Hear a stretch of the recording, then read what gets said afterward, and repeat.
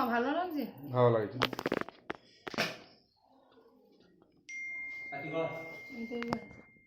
ওই ঘরে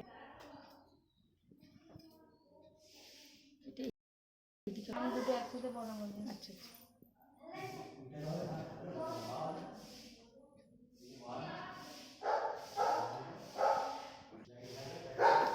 বেশি ভালো আসছে।